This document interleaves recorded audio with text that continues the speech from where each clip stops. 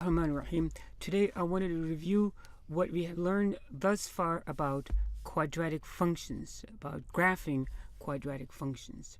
And as we've talked about before, this is the standard form,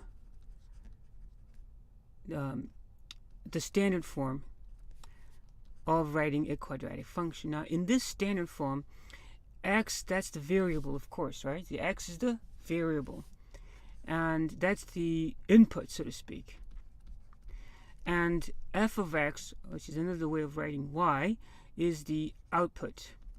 Okay, so x is the input and f of x is the output. So like this. And it's important to understand that a, b, and c here are coefficients. They are coefficients. There are some numbers. So if I were to give an example of this, I would say f of x is equal to x squared plus 2x minus 7. Now in this case, a is going to be 1 because there's a 1 over here that was not written, and b is going to be 2, and c is going to be negative 7. The other thing it's important to understand is that b is not like 2x or something. B is the coefficient of this term, the second term here. So in this example, a, b, and c are 1, 2, and negative 7. So this is a quadratic function that's written in the standard form. The other thing is, as I said, x is the input, and f of x is the y value, and that's the output. So if you wanted to say what is f of 0, that means what's the value of this function when x is 0, okay? And if I say what's f of 1, that means what's the value of this function when x, which is the input, is 1. And what is f of 2, means what's the value of this function when x is 2 over here. So if you were to do that, then you would just substitute a 0 in place of x, so that's 0 squared, plus 2 times 0 minus 7. And then, of course, 0 squared is 0, 2 times 0 is 0 minus 7, and that is negative 7. So this ordered pair, that is 0 and negative 7, okay? So that's the ordered pair. In other words, the y value, or that corresponds to 0, is negative 7. f of 0 is negative 7, so that's negative 6 and negative 7. So this point right here, which is 0, negative 7, is on the graph. And then f of 1 would be when you substitute 1 over here, like this. Okay, 1 squared is 1 plus 2 minus 7. Okay, that's 3 minus 7 is negative 4, right? So f of 1 is negative 7. So the 1 corresponds to, like, over here, like this value over here. And finally, if you wanted to do, it's f of 2, you put 2 squared plus 2 times 2 minus 7. 2 squared is 4 plus 4 minus 7. That's 8. Okay, it's 8 minus 7, which is 1. So f of 2 is 1 right here. So those 3 points are on the curve. I'm sorry, this should be negative 4. Ooh, I got negative 4 right here. So that's the second point, which is, if you caught that, kudos to you. And that's 1, negative 4, and that's 2, 1. So these 3 points are on the function right here. So those 3 points. Now, follow? So that's that example. So what I want to first suggest to you is that we have to understand what the function means. Okay, it's a rule that's when you give it an input, it generates the output. So that's the first method that we learned. The second form that we learned yesterday was the vertex form, and that's written like this: f of x equals a times the quantity x minus vx squared plus vy. Okay, and this one is called the vertex form. Now it's called the vertex because the function in this form gives you the ordered pair that corresponds to the vertex. The function, let me say it slowly, gives you the ordered pair that corresponds to the vertex. And that is, of course, the vertex, okay, is an ordered pair like this, vx, vy. Okay, and then you can just grab them from over there. Okay, and the third form is this form right here, f of x equals a times x minus s1 and x minus s2. Now this one is called the x-intercept form. Okay, because this form gives you the x-intercepts, and that is these two are the two x-intercepts of the function. Okay, so these are the three forms of the quadratic functions that we have learned. So, in summary, these are the three forms. The first form, the standard form, is f of x is ax squared plus bx plus c. And the second form, which is the vertex form, okay, the vertex form is f of x is equal to a times the quantity x minus vx squared plus vy. The two things to note about here, that there's a negative sign over there and there's a square over there. Okay, and the third form that we learned is the x-intercept form, which is a times the quantity x minus s1 and x minus s2, and that's the x-intercept form. Now these you have to really know before you can go very far from these. So those are the three forms that you have to know. If you don't know these, just write them down however many times that you have to do until you're able to recite this in the record time, like 20 seconds or less, inshallah. Now what I'm going to do next is I'm going to review each of these three forms, and before I do that, however, I wanted to revisit the parent function for the quadratic, which is f of x equals x squared. Now the parent function, as you recall, is the most basic fundamental function of that category of functions. So f of x equals x squared, or y equals x squared, is the most basic quadratic function. And if you understand this quadratic function, and you understand a great deal about quadratic functions in general. And if you recall, we had generated this function by making a baby table, a small table like this, and just filling in the values for the corresponding outputs. So f of 0, that means what's the value of y when x is 0, would be just 0 squared, and that was just 0. F of 1 was 1 squared, which is 1. F of 2 was 2 squared, which is 4. F of 3 was 3 squared, which is 9. And f of negative 1, or f of negative 1, was negative 1 squared. Negative 1 squared, negative 1 times negative 1 is positive 1. F of negative 2, okay, was negative 2 squared, and that was 4. And f of negative 3 was 9. And you notice that this was a symmetrical function. From going this way or this way, negative 1 and 1 gave the same values, okay? And negative 2 and positive 2 gave the same values, and negative 3 and positive 3 gave the same values. And that symmetry was readily apparent to us when we saw the graph. And we plotted these points, and with the vertex being right there, and we put those dots there, and we noticed they were symmetrical, and then we kind of connected the dots, and we said this was the parent function of the quadratic function, and we identified this as a parabola. So quadratic functions are parabolic functions, they are parabolas. And then we had suggested that parabolas are symmetrical.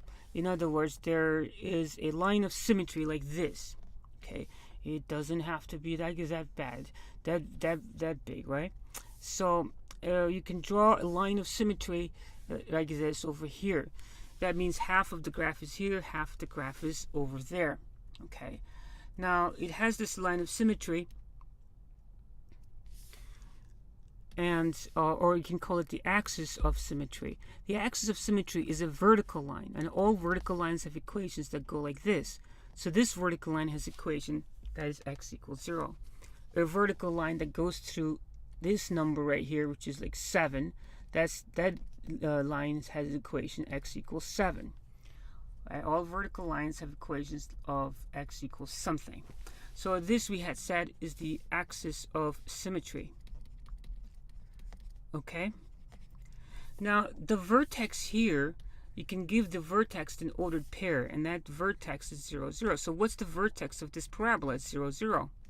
So the Vx is 0, and the Vy is 0. In other words, the x coordinate right here is 0, and the y coordinate of the vertex is also 0. So the vertex in this case is the origin in the Cartesian plane. Okay? Now this graph takes a turn at the vertex, so that's the minimum value of the function, right? That's the minimum value. If the function was like this, the vertex would represent the maximum value of the function, of the y value. In this case, the minimum y value is 0. Y will never be below 0. Okay? So this is the parent graph.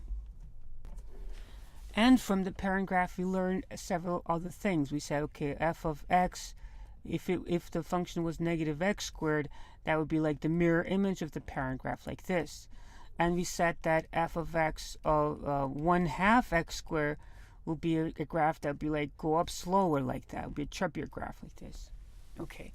So, and then finally, the parent graph, if f of x was x squared plus 3, now this would be the parent graph just moved up 3 units up like that. And that was x squared plus 3 like this. The whole graph is shifted up. And that's called a vertical shift. A shift in the vertical direction, it's called a vertical shift. So now this is the basic knowledge that we have to know and master before we are able to work with the more complicated graphs, which are the functions in these 3 forms. Now from this, then we learned the standard form. And I gave you this example, x squared plus 2x, let's say plus 3. Now this is a quadratic function. It's going to be a parabola, and it's not going to be centered at 0 because in addition to a vertical shift over here, there's going to be a horizontal shift. In other words, it's going to move up and down like this, and it's also going to move horizontally like that. Now, in order to graph this, okay, in order to graph a function that's given to us in the standard form, you have to know this. Vx is equal to opposite of b over 2a. Okay, so we have basically, it's kind of like a rule of thumb, like a playbook. Okay, the first thing you do is find the vertex. Okay, so the first thing you do is you find the vertex. So and the vertex is v, which has 2 parts to it, vx and vy. So if you want to find the vertex over here, you have to find both the ordered pair. In other words, you have to find the x component of the vertex and the y component of the vertex. So once you find the vertex, the second thing that you do is you just do yourself a favor and then you draw the axis of symmetry. So you draw the axis of symmetry. Sometimes also called the line of symmetry. And then once you do that, you get some more points. So, you can't really have a parabola with just 1 point, right? So once you have done that, you find more points, okay? Depending on how accurate you want to make your graphs to be. So at least need 2 other points to do that. So those are the 3 steps that we have to do in order to graph this function over here, okay? Which is what we try to do over here. So the first thing is you have to find the vertex. It's like you can't graph a parabola without finding the vertex, really. And it's like you can't drive a car if you don't have the keys, right? So it's that important, okay? So the first thing is we have to find the vertex. The second, after we find the vertex, we just draw the axis of symmetry and then find a few points and then we're done. So in order to find the vertex, how do we find this vertex, you say? In order to find the vertex, you have to know the formula. Let's go over here. And that is the x component of the vertex, the Vx, the x component of the ordered pair, that is the vertex. You can find it by doing this, opposite of b over 2a. Now, how do I know this? Well, I know this because I just know it. In the future, you can actually derive this. Why is it that that's the case? But for now, we're just going to memorize this. The x component is opposite of b over 2a. Once you've done that, okay, you use that information to find the Vy. So if you want to find the vertex, you just have to memorize this. If you don't memorize this, now you have to memorize it.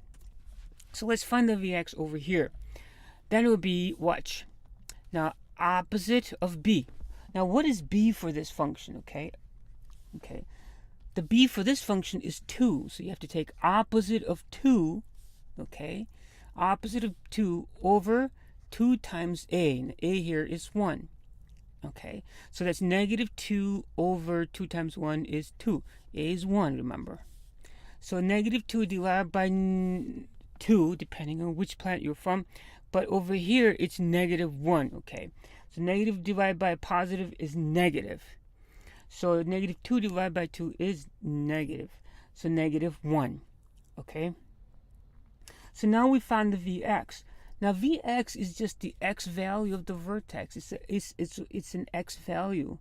It's just given a special name. It's Vx, okay? And if you're given any x, you can find the corresponding y. If you know the rule of the function, if you're given any input value, you can find the output value. Yes or no? Yes or no? Yes, yes, yes, yes. Right? So here you're given the Vx, then you can find the Vy using the Vx because you have the function. The function is x squared plus 2x plus 3. All you got to do is you got to find the value of the y value, the corresponding, that corresponds to the function when x is negative 1. So that's negative 1 squared plus 2 times negative 1 plus 3.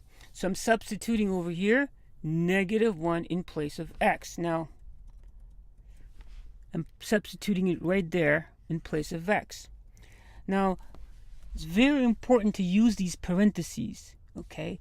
So you put the x over there, you're squaring the, so you can write negative 1 squared, but that's confusing sometimes, okay? Like negative 2 squared. If you want to say, a better way of saying this, so there's no confusion, is you write it like that. So let's write those parentheses, okay? Let's do that. So now, negative 1 squared is from here on Earth. It's 1. Negative 1 times negative 1 is positive 1. 2 times negative 1 is negative 2. Okay, and 3. Okay, 1 plus negative 2 or 1 minus 2 is negative 1 plus 3. Negative 1 plus 3 is 2. Here we have it. So now we have the vertex, okay? The vertex is the Vx and Vy, the ordered pair, right? And that is, we found the x component was negative 1, and the y component was 2, like this. Okay? So now we have the vertex. Okay. Step 1 is done. So what do? You're so happy you go graph it. That's what I would do. So I'm going to go over here. There's negative 1. This is negative 1 right here. And up 2. It's an ordered pair, so the x goes first, okay? So I'm just going to write that. That's negative 1. Okay, let's not do that. So it's negative 1 and 2. That's this ordered pair over here. Ta-da. And that's the vertex. I labeled it. I'm very proud of myself right there. See? So negative 1 and 2. So now we have the vertex. Okay, we've done that. Now what do we do? So we have done this. Okay, let's put a couple more because, you know, they're so happy about doing that, right? So finish that. Now the second step, draw the axis of symmetry, right? Because it's very helpful to do that. So I'm going to draw the axis of symmetry, okay? So here is the axis. It's going to go right across, right through the vertex, right? And the equation of axis of symmetry is going to be x equals negative 1. It's a vertical line, okay? Axis of symmetry. When you draw it, you should use a dotted line. It's easier for me to do this like that. But you should make it like a dotted line, right? Because it's not part of the graph. So that's the vertex right there, and that's the axis of symmetry. Then what do? Well, then I say, okay, this is my function that I'm working with, okay? Now, in this function, okay, the a value is 1, right? So this is going to be a graph that's like a U. It's not going to be an. Whenever the a is a positive number, if you recall, that's going to be a U. So this graph is going to look kind of like this somehow, okay? Okay, that's good. Now, kind of like that, how? So I have to get some more points, right? So I have to get some more points, okay? Now remember, we are given the function, which means that you can generate a billion points if you wanted to. Pick any x from the domain. You can pick any x from the domain, and there's an infinite number of domain, right? You can pick any x, right? And plug it in there, right? So if you write the f of x over here again, f of x is x squared plus 2x plus 3. you can pick anything from the domain, right? Anything in the right and left of the axis of symmetry. Not on the axis of symmetry, because we already got that point. The point that's on the axis of symmetry is the vertex. You already found that. So any point to the right and left. So obviously you want to pick points that are easy to work with. You can pick 0 over here, you can pick 1 over here, 2 over here, 3 over here, whatever. On this side, -2, -3, -4. Now remember, this is a symmetrical graph. So whatever you do on one side, you can just carry over the work on the other side, right? So you can pick a 0. That's perfectly all right. So let's see, what's f of 0? Well, if you put 0 over there, see, these terms are going to cancel. That's going to be 0, that's going to be 0, right? If you don't know, that's 0 squared plus 2 times 0 plus 3, right? 0 squared, 0, 2 times 0, 0. So those terms are just zeros, and that's 3. So if you put a 0 in this function, okay, okay, these two terms will just disappear because they'll both be 0, because they're both multiplied to 0. And f of 0, therefore, would just be 3. There we go, I got 1 point. So f of 0 is 1, 2, so that's 3 right there. So that point is 0 and 3. So then there's a point that's over here on the other side. That's going to be 1 removed from here. That's 1 over here, it's -1, so that's going to be -2 and the same height, 3. Very good. Now I have 3 points, and that's enough. You say, okay, well, let's try some more points. Maybe make it look a little prettier. So let f of 1. What's f of 1? Well, you substitute 1 in place of x like this.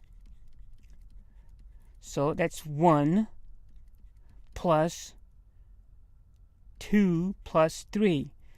Okay, ready? So 1 plus 2 is 3. 3 plus 3 is 6, right? So that's 6. When x is 1, it is 6 right there. So when x is 1, it is 6. Now, the point that corresponds to this side is going to be over here. It's 2 removed from the axis of symmetry, so it's going to be over here. And that point is, let's see, -3, okay, and 6. So there we have it, okay. Now it looks like we have plenty of points over here, right? So I think we could draw this, and that would look like a reasonable, pretty looking graph, I think. So let's graph it. So that's the vertex, and the graph is going to look something like this. If I could just hold on for a second. Okay, something like that. Okay, and then if you say, okay, this is f of x is equal to x squared plus 2x plus 3, and then you're done. Okay, so what did we do over here in order to graph this function? The first thing, we found the vertex, correct? First thing we did, we found the vertex, because you can't go very far without the vertex. The second thing, as soon as we found it, we plotted that in the graph, and then we drew the axis of symmetry, because that's very helpful. And then we found some more points. Doesn't matter how many, you can find as many as you want, but at least 2 other points to get an idea. Okay, so that's how you graph functions that are given in the standard form. And as I suggested, you can't do this unless you also remember how to find the vertex opposite of b over 2a. Okay? And then the next type of graph, okay, is the vector form. And that is, let's call it g of x this time. You can call it any name, because g of x is going to equal to a times x minus vx squared plus vy. Okay, so that is the vector form. And if you recall, I suggested to you the standard form is actually the most difficult form to work with. And the other 2 forms are actually very easy to work with. Comparatively, they're much easier to work with, okay? The vector form and the x-intercept form are comparatively easy. Okay, so no meditating, no dreaming, okay, no sleepiness. Okay, pay attention, Parabolas. We got to get this done, okay, inshallah. Look, the vector form, okay, it's a gift. Because, as you recall, the most important part of graphing a parabola was the vertex. So it's a vertex form. So the vertex form gives you the vertex. So here's an example. So g of x, okay, is equal to 2 times x minus 2 plus squared plus 3. Now recall, in the vertex form is a times cosine x minus vx squared plus 3. So first thing you have to do is you have to recognize that this is in the vertex form, okay? You can't go very far. And 2 would be the A, and this 2 is the Vx, and 3 is the Vy, okay? Now, since if you know that, then you can recognize very easily that the vertex, which is Vx and Vy, is going to be what? The vertex is going to be, in this case, 2 and 3. It's not going to be negative 2 and 3. That would be wrong, because this negative over here is not part of the Vx. See, there's a negative over here. The Vx is what comes after the negative sign. Okay, so the first thing to do is be able to recognize the vertex. So I'll give you another example. Let's call this one k of x to give this another name. Negative 1/2 times x minus 2 minus 4 squared minus 3. Okay, now what's the vertex? Okay, the vertex here is going to be, okay, that's the Vx, right?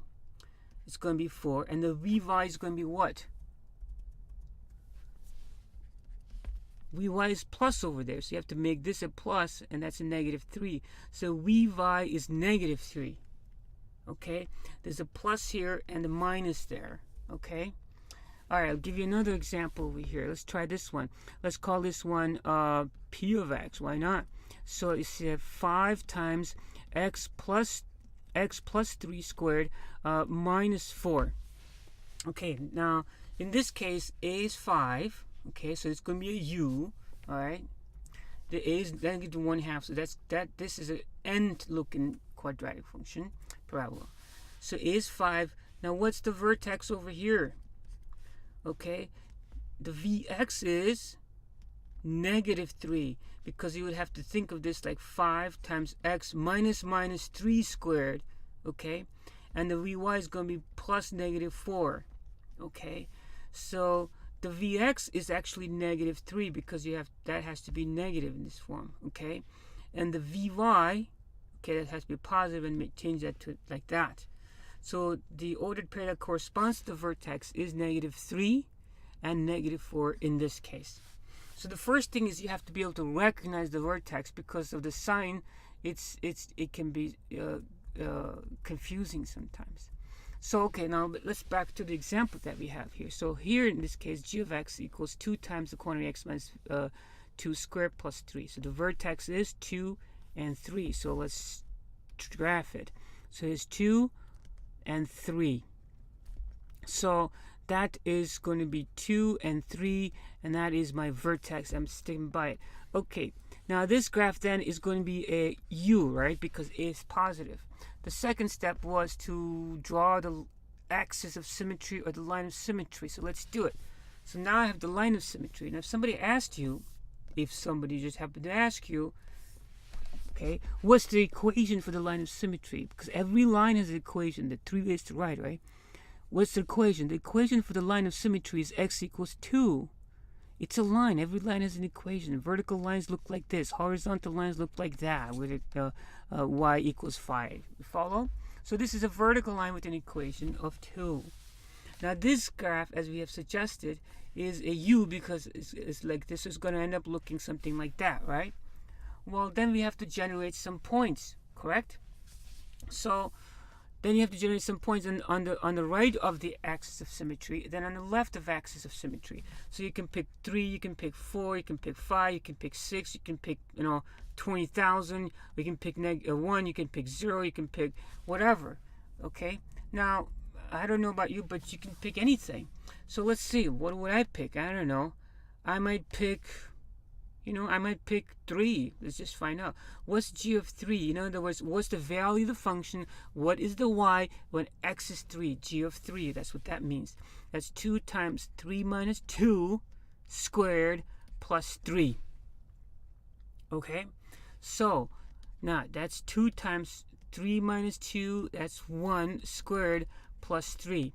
1 squared is 1. That's 2. 2 times 1 is 2. 3, and this is 5. So when g is 3, x is 5. So when x is 3, the g of is 5. So 3, 1, 2, 3, 4. It's right over here. You can label that point if you want to. That's 3 and 5. And the one that corresponds to the other side is just going to be over here. It's a mirror image, for God's sake. So it's going to be like 1 and 5 right there. Okay? Now, and then if you wanted another point, you could pick, I don't know, you could pick 0, see? What is g of 0? If you put 0 over there, you get 0 minus 2 squared plus 3. So 2 times, that's negative 2 squared plus 3. Be careful with the negatives. That's 2 times, what's negative 2 squared? That's 4 plus 3. It's not negative 4 or anything like that. 4 times 2 is 8 plus 3. Okay, that's 11. So when x is 0, it's 11. It's 8, 9. Oh my God, I ran out of the graph. Okay, 9, 10. It's right over here. Oh, don't panic. It's like over here, okay. Now, so then you just graph it. When it's 0, it's 11, right?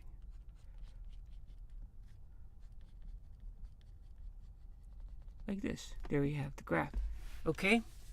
So that's how you graph it. It's very easy because the vertex is given. Once you have the vertex, you draw the axis of symmetry, and then you get a few points, 1 on each side or 2 on each side, like that, and you have the graph. Okay? So that was the standard form. And that was the vertex form. So we did the standard form and we did the vertex form. It's easy because it gives you the ordered pair that corresponds to the vertex. I mean, it just kind of hands it to you, right, in a way. And the last form that we learned, let's just call this f of x equals a times x minus s1 times x minus s2. Okay, now this is the x-intercept form. See, a parabola it can have x-intercepts like this, okay? So wherever the parabola crosses the x-axis, that's the x-intercept. And you can give those names, S1 and S2, okay? If this is 2, when x is equal to 2, that's S1 is 2. And if this was, let's say, 6.5, I'm making that up, when x was 6.5, that was the second place where it had x-intercept. So S1 and S2 are x values. They're values on the x-axis, and it's where the parabola crosses the x-axis. Those are the x-intercepts. So, for example, if I have another parabola like this, okay, the x-intercepts are where the parabola crosses the x-axis right there. Okay, so S1, I'm just making this up too, it looks like minus 6. S2, it looks like a 4. Okay, so that's what this form gives us. Okay. So let's do an example with this. So here's f of x is equal to 2 times x minus 5 and x plus 3. Okay. There we have the now, in this case, first thing I want to do is be comfortable figuring out what S1 and S2 are. So what's S1? S1 is 5. That's one of the one. What's S2? S2 is negative 3. It's not 3 because it's both of these are negative, remember. So one x-intercept is over here. The other one is over here, 5. That's all that's all that this gives you over here, okay? Now let's do another example, because I want you to be comfortable finding the S1 and S2s first before we do anything. Here's f of x. Let's say it's negative 1/2, x minus 3, and x minus 4. Now what are the two x-intercepts? It doesn't matter which order they come. S1 is 3, S2 is 4. There we go. Right, that was not so bad. How about this one? G of x is equal to 6 times x plus 8 and x plus 10. So what are the x-intercepts? Well, S1 is negative 8 because it has to be x minus 8, like that, see? Because it's x minus S1. So you have to put that in that form in your mind's eye so that you get that. So the first S1 is negative 8 and S2 is negative 10. Okay, because you have to think about this like x minus 8 and x minus 10, because the form is, okay, 8 times x minus s1 and x minus s2. So in this case, these two negative signs would correspond to each other. Okay, those, right? Right? And S1, S2 would be over here like that. Okay. So it's first thing you have to do is you have to make sure that you understand how to get S1 and S2. So now let's go back to the example that we gave over here. So what is S1 over here? S1 is 5, and S2 we said was -3. So let's plot this out. So here's -3. You could call that S1 if you wanted, but that's okay. And it's S2, okay? And the other one was 5 right there, okay? You can call that S1 over there, 5, okay? Okay, so S2 was -3. Now this is a parabola, right? Now, to graph any parabola, we have to know the vertex, right? How are we going to find the vertex, right? Well, now we have to panic, right? We have to have a vertex. Now, how are we going to find the axis of symmetry? How are we going to find the vertex? Well, how are we going to do it? I don't know. Well, a parabola is symmetrical, right? So every 2 points in the parabola are going to be equal distant from the axis of symmetry. So if you give these 2 points over here, find the middle point over here, that's going to be on the axis of symmetry, right? Okay, so here's what we do. So you know these two, right? So you find the middle of this, you find the average of this. Okay, so let's see. I have 5 minus 3. Okay, 5 plus -3. I'm going to average them out. 5 plus -3 over 2. That is 2 over 2 and 1. Okay, that's 1. So the middle point between the two, the average of 2, is right there. Okay, so that's 4 units over here, and that's 4 units over here. So that point is in the middle. Okay, that 1 is in the middle. That's where my axis of symmetry is going to be. It's going to be right over here. It's going to be my axis of symmetry right in the middle of it. It's a mirror image. Half the graph is here, half the graph is here. So if those are the two x-intercepts, right, the axis of symmetry must be smack in the middle of the two, which is the average of the x-intercept, which is in this case 1. Okay, now that you know that the axis of symmetry is 1, we have to find the vertex, right? Well, whatever the vertex is, okay, the Vx is always on the axis of symmetry. Maybe it's there, maybe it's there, maybe it's there. I don't know where the vertex is, okay? I do know where the vertex is, but I'm saying, but whatever it is, the x component is on the axis of symmetry, right? And every ordered pair over here is, okay, is going to have 1 as the x term, right? So the Vx is the same thing as the axis of symmetry, which is, right? So the Vx is going to be 1 because it's going to be on the axis of symmetry. Since now we know what the Vx is, you can find Vy very easily by substituting the 1 in place of the x. Okay? Now, before we do that, you have to first tell me this, okay? Hope you're paying attention. Those of you who are not like sleeping or something like that. But listen to me. Will the parabola, it's a u or an n? Okay? It's going to be a u, right? Is the vertex going to be over here or is it going to be over here? Okay? It's going to be above or below? It's going to be below, right? Because it's supposed to be a u. How are you going to get a u if it's like, oh, you know what I'm saying? Right? If the vertex is here, it has to be an n. So the vertex could be somewhere below the x-axis, right? Okay, so, but nevertheless, now we know what the Vx is, because the Vx has to be on the axis of symmetry. We can find Vy. So all we have to do to find Vy is to substitute 1 for the x. So you get 2 times 1 minus 5 and 1 plus 3. Okay, so that's 2 times -4 and 4. Okay, and that is that's 16 times, that's 32. That's -32. Now, we don't have room for this. It's going to be something like over here, which is a pretend it's going to be over here. It's a very long looking. There we have it. Okay, so the vertex is going to be 1 and -32. Okay, that's the vertex. How did we find it? We found the axis of symmetry. That gives us the Vx, because the vertex has to be on the axis of symmetry. And every x value on that ordered pair in the axis of symmetry is the same, which is 1. And the Vy, we just substituted that Vx into the function, and we got the Vy. Okay, so that's the vertex. Okay, 1 and negative 32. Then you can just connect the dots. In this case, I'm going to connect the dots. And when you do that, that's how the graph is going to look like, approximately, inshallah.